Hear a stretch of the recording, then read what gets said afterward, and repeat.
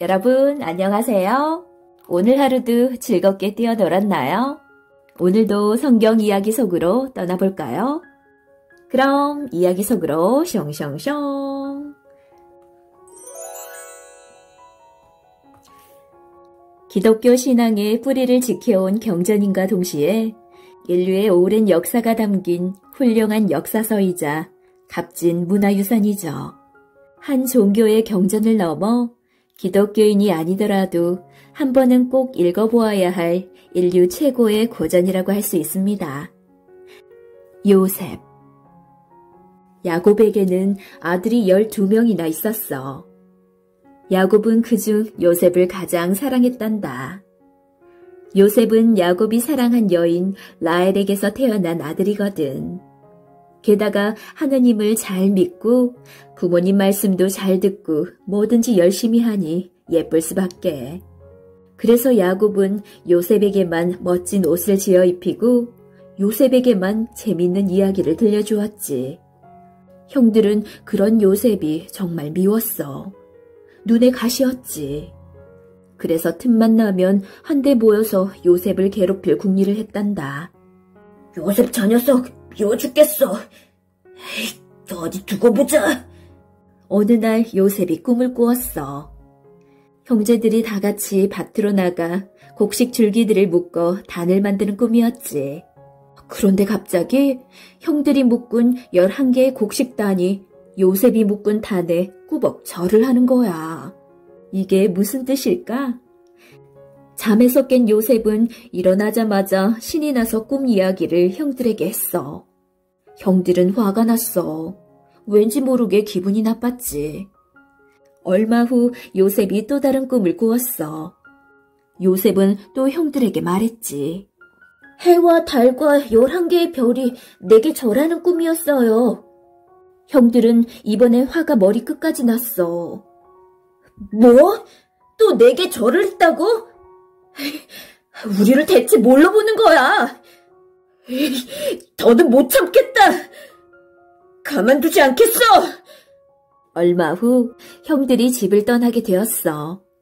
양떼에게 좋은 풀을 먹이러 집에서 멀리 떨어진 곳까지 가게 된 거지. 며칠 뒤 야곱이 요셉에게 먹을 것과 옷가지를 챙겨주며 말했어. 잘 지내는지도 보고 오너라. 네, 아버지. 요셉은 씩씩하게 길을 떠났어. 형들과 맛있는 음식을 나누어 먹으며 이야기할 생각을 하니 발걸음은 가볍기만 했단다. 저 멀리 형들의 모습이 보였어. 며칠을 갔을까? 요셉은 반가운 마음에 두 손을 머리 위로 올리고 크게 흔들었지. 형들이 아주 멀리서도 자신을 알아볼 수 있게 말이야. 형님! 제가 왔어요! 아니, 저게 누구야? 요셉 아니야? 형들은 요셉을 한눈에 알아보았어. 아버지가 만들어준 멋진 옷을 입고 있었거든. 그런데 그 모습을 보니 갑자기 또 화가 불쑥 치밀어 올랐어. 형들이 반가워해줄 거라는 요셉의 생각은 착각이었지. 요셉이 점점 가까이 다가오자 누군가가 말했어. 지금이 기회야. 요셉을 죽여 구덩이에 던져버리자고. 아버지께는 짐승한테 잡아먹였다고 하면 돼. 어떻게 이런 무시무시한 계략을 세울 수 있을까? 더 놀라운 건 그 계략에 다들 한 목소리로 맞장구를 쳤다는 거야. 단 한 명, 그냥 우르벤만 빼고. 죽이지는 말자. 우리 손에 피를 묻힐 것까지는 없잖아. 그냥 구덩이에 던져버리는 게 어때? 마음 착한 우르벤은 일단 눈앞의 위기를 이렇게 모면했다가 나중에 요셉을 구해줄 생각이었어. 마침내 요셉이 도착하자 형들이 달려들어 강제로 그의 겉옷을 벗기기 시작했어. 그러더니 가차없이 그를 물이 마른 우물에 던져버렸지. 형님들! 왜 이러세요? 미처 거부할 틈도 없이 우물 안에 빠진 요셉은 한참을 허우적대다가 조금씩 지쳐갔어. 형들은 요셉에게 먹을 것은커녕 물 한 모금도 주지 않았지. 그러면서 자기들끼리는 구덩이 주위에 둘러앉아 음식을 먹기까지 했어. 차마 거기에 앉아있을 수가 없던 우르베는 그 자리를 떠나버렸단다. 시간이 얼마나 흘렀을까? 땅거미가 지고 달이 얼굴을 내비칠 때쯤 저 멀리서 한 무리가 낙타를 끌고 걸어왔어. 애굽으로 가는 상인들의 무리였지. 그들을 본 유다가 형제들에게 제안했어. 이렇게 하면 어때요? 저 상인들에게 요셉을 팔아넘기는 거예요. 그러면 요셉도 안 볼 수 있고 우리 손에 피를 묻히지 않아도 되잖아요. 그거 좋은 생각인데? 요셉은 우물에서 꺼내 올려진 뒤 노예로 팔리고 말았단다. 상인들은 요셉을 애굽으로 데려갔지. 얼마 뒤 돌아와 우물 안을 들여다본 우르베는 깜짝 놀랐어. 요셉은 어디 있는 거야? 팔아버렸어요. 이제 요셉을 영영 못 볼 거예요. 우르베는 큰 소리로 울었단다. 요셉아, 미안해. 내가 이 자리를 떠나지 말았어야 하는데. 형제들은 우르벤의 눈물 따윈 아랑곳하지 않았어. 오히려 그 사이 또 다른 일을 꾸몄지. 그들은 염소를 잡아 그 피를 요셉의 옷에 묻혔어. 아버지에게는 요셉이 짐승에게 잡아먹혔다고 말할 작정이었던 거야. 마침내 집에 돌아온 형제들은 울먹이며 말했어. 아버지, 요셉이... 피 묻은 요셉의 옷을 받아든 야곱은 부들부들 떨며 한동안 아무 말도 하지 못했어. 그러다가 아들들에게 소리쳤지. 도대체 어찌 된 일이냐? 말을 해보거라! 어서! 저희도 옷만 주었어요. 색깔이 아름다운 게 꼭 요셉의 옷인 것 같더라고요. 어떻게 된 일인지는 저희도 잘 모르겠어요. 야곱은 주먹으로 가슴을 치며 통곡했단다. 내 사랑하는 아들 요셉이 짐승에게 잡아먹히다니. 다 내 잘못이야. 그 어린 것을 혼자 그 멀리까지 보내는 게 아니었는데. 감옥에 갇힌 요셉. 애굽으로 팔려간 요셉은 보디발이라는 사람의 종이 되었어. 요셉은 주인이 시키는 일이라면 뭐든지 열심히 했지. 그것이 쉬운 일이든 어려운 일이든 가리거나 불평하지 않았단다. 지금 나는 비록 종의 신분이지만 내 곁에는 하느님이 계셔. 하느님을 믿고 언제나 감사하며 살 테야. 주인 보디발은 많은 종들 가운데 특히 요셉을 눈여겨보았단다. 저렇게 성실하고 믿음직한 종은 정말 보기 드물어. 어떤 일을 맡겨도 잘 해내지.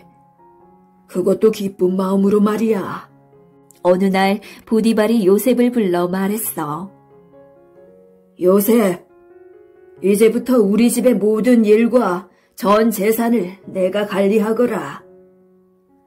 요셉은 깜짝 놀라 되물었어. 네? 주님, 그렇게 귀한 일을 제게 맡기시다니요. 그러던 어느 날 문제가 생겼어. 보디발의 아내가 잘생긴 요셉을 유혹하는 거야. 요셉은 펄쩍 뛰며 거부했지. 왜 이러십니까? 주인님이 저를 믿고 모든 일을 맡기셨는데 제가 어찌 죄를 짓겠습니까? 보디발의 아내는 자존심이 상했어. 한낱 종주제, 나를 무시해? 끓어오르는 화를 삭히지 못해 혼자 씩씩대던 보디발의 아내는 결국 요셉을 모함하기에 이르렀단다. 그녀는 남편 앞에서 날카롭게 소리를 질렀어. 요셉을 손가락으로 가리키면서 말이야. 당신이 그렇게도 아끼는 요셉이 나를 깨어 죄짓게 했어요. 뭐야? 내가 그토록 너를 믿었는데 어찌 감히! 보디발은 화가 머리끝까지 치밀어 올랐어. 결국 자초지종을 듣지도 않고 요셉을 감옥에 집어넣어 버렸단다. 기가 막힐 노릇이지. 형들에게 미움받고 머나먼 나라로 팔려온 것도 억울한데 또다시 모함을 받아 감옥에 갇히다니. 그런데도 요셉은 자기 처지를 원망하지 않았단다. 비록 억울하게 감옥에 갇혔지만 이곳에서도 하나님은 나와 함께 계셔. 나를 여기로 보내신 데는 다 하나님의 뜻이 있을 거야. 요셉은 조용히 앉아 하나님 뜻을 기다렸어. 친절하고 성실하며 마음씨 고운 요셉을 감옥에 있는 사람들도 다 좋아했지. 특히 감옥을 지키는 사람인 간수장이 요셉을 눈여겨보았단다.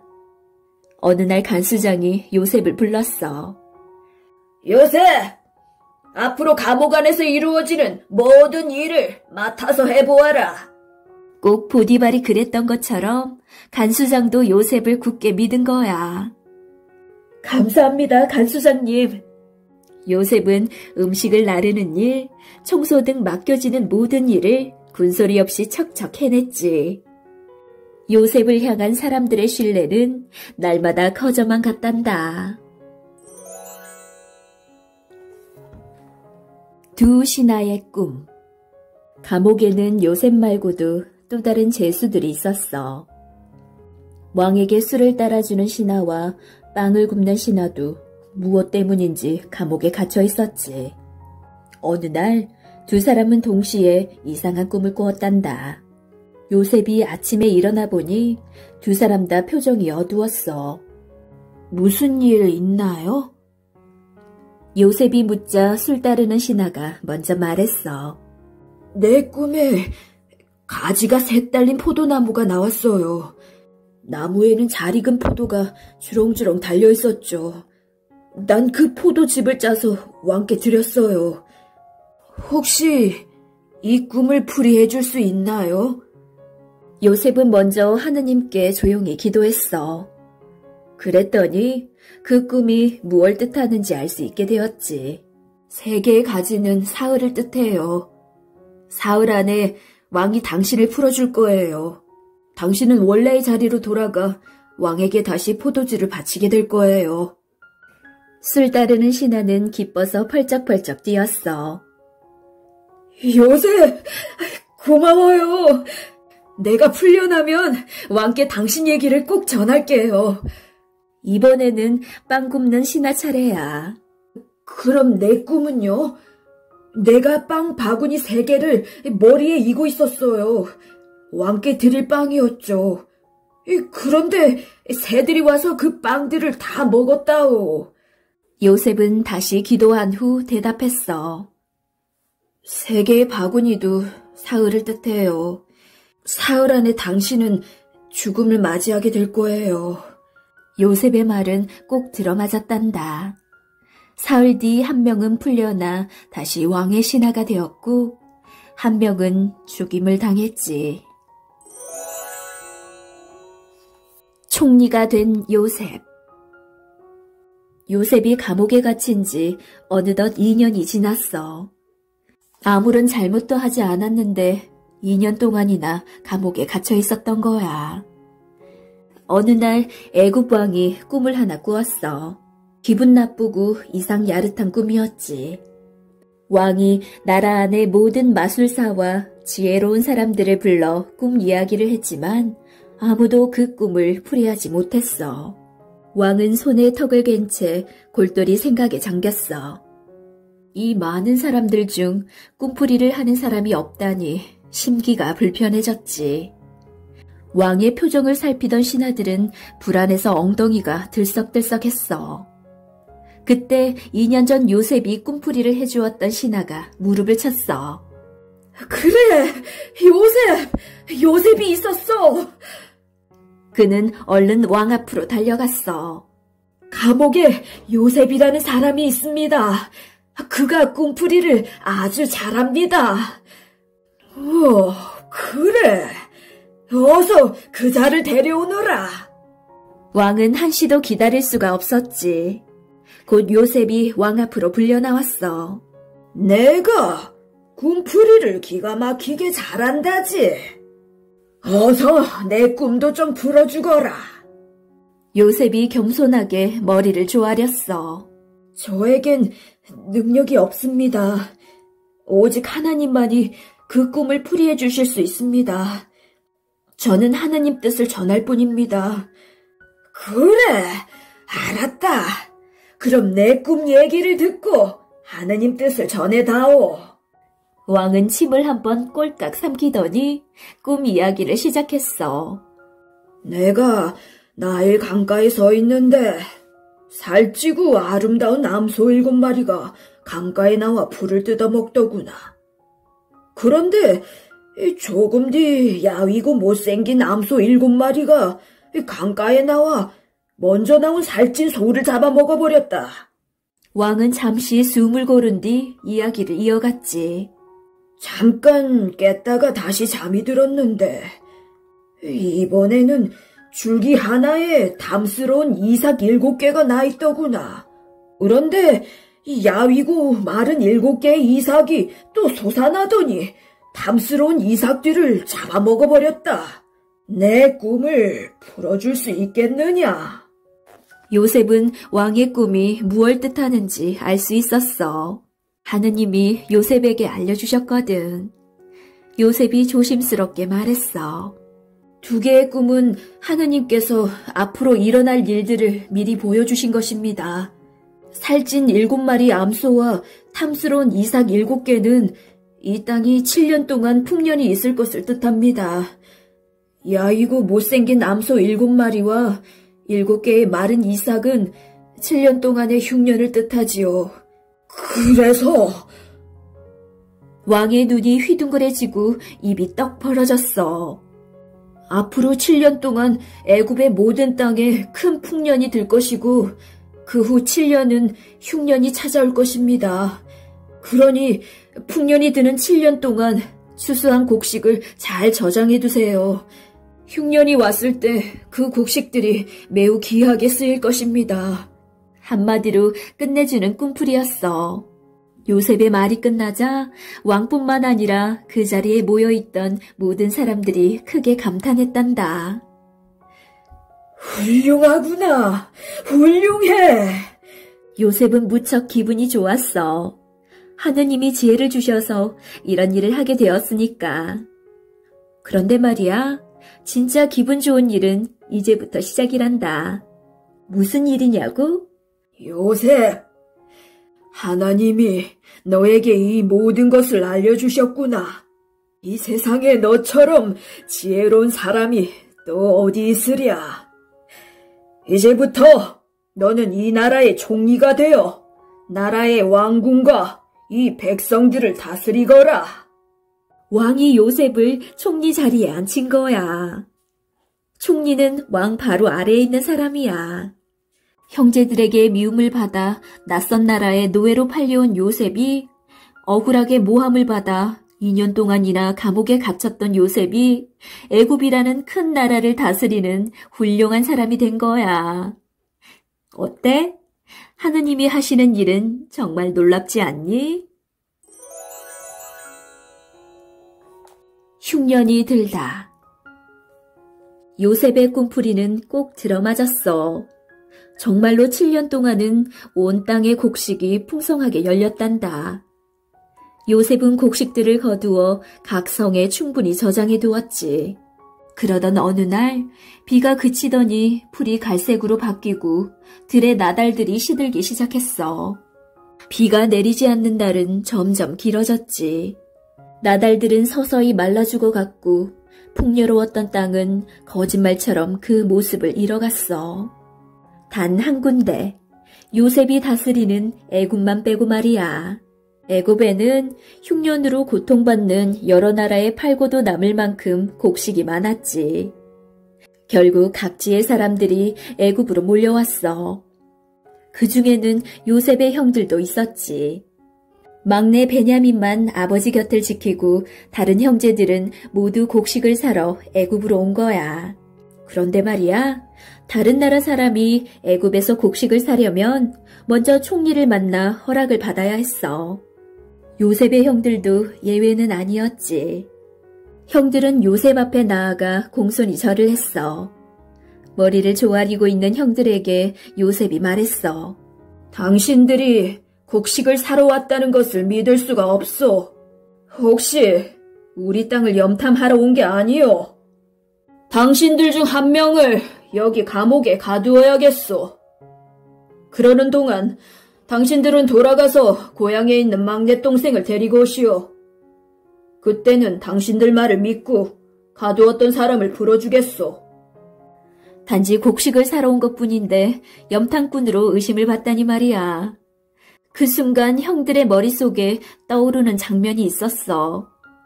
지난날 자신들이 저지른 잘못이었지. 예전에 요셉을 팔아버린 일 때문에 지금 우리가 이렇게 벌을 받나 보다. 그 말을 들은 요셉은 뒤돌아선 채 눈물을 훔치고 말았어. 형들이 진심으로 잘못을 뉘우치고 있다는 것이 느껴졌거든. 형들을 만나다. 결국 형들은 시므온을 애굽에 남겨둔 채 고향으로 돌아왔어. 아버지, 죄송합니다. 베냐민을 데려가야 우리 말을 믿어주고 시므온도 풀어준대요. 야곱은 슬픔에 빠졌어. 베냐민마저 떠나버리면 난 살 수 없을 것 같구나. 그러자 유다가 말했어. 걱정 마세요, 아버지. 제가 책임지고 베냐민을 안전하게 데려올게요. 형들은 베냐민을 데리고 다시 애굽으로 갔어. 막내 베냐민을 보자마자 요셉의 눈에 눈물이 그렁그렁 차올랐어. 베냐민은 요셉이 유난히 아끼는 동생이었거든. 요셉은 마지막으로 한 번 더 형들의 마음을 확인하고 싶어 신하들에게 명령했어. 저들을 내 집으로 안내하여라. 내가 큰 잔치를 벌이고 싶구나. 형들은 서로 멀뚱멀뚱 쳐다보았어. 왜 총리가 우리를 집으로 데려가는 거지? 우리를 오해한 게 미안해서인가? 아님, 다른 이유가 있나? 설마 우리를 해치진 않겠지? 집으로 간 요셉은 맛있는 음식을 내주며 형들을 극진히 대접했단다. 그러면서 신하들에게 조용히 귓속말을 했어. 베냐민의 자루 속에 내 은잔을 넣어두거라. 은잔을요? 그 귀한 은잔을 왜? 아무 말 말고 시키는 대로 하거라. 네, 알겠습니다. 이윽고 성대한 잔치가 끝났어. 다행히 걱정했던 일들은 일어나지 않았어. 형들의 불안함은 기쁨으로 바뀌었단다. 결국 시므온도 찾고 곡식도 사서 고향으로 돌아가게 되었으니까. 고향으로 향하는 발걸음은 깃털처럼 가벼웠지. 그런데 얼마쯤 갔을까? 멀리서 총리의 신하들이 부르는 소리가 들렸어. 잠깐! 거기 서! 무슨 일이신가요? 총리님이 아끼시던 은잔이 없어졌다. 너희들 짓이지? 네? 그게 무슨 소리인가요? 신하들은 다짜고짜 형제들의 자루를 뒤졌어. 아니, 왜 이러시는 거예요? 당연히 아무 데서도 은자는 나오지 않았지. 이제 마지막 자루다! 신하들은 베냐민의 자루를 거꾸로 들고 거칠게 흔들었어.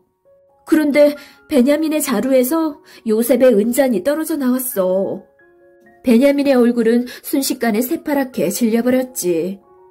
베냐민이 고개를 절레절레 저으며 말했어. 저는 잔을 훔치지 않았어요. 제발 믿어주세요. 제발요. 형들과 신하들을 번갈아 바라보며 몸부림을 쳐봤지만 소용없었지. 신하들은 즉시 형제들을 끌고 총리 앞으로 갔어. 형제들을 다시 만난 요셉은 불같이 화를 냈지. 내가 그토록 관대해 주었는데 이런 일을 저지르다니 용서할 수 없소. 베냐민은 이제부터 나의 노예로 삼겠소.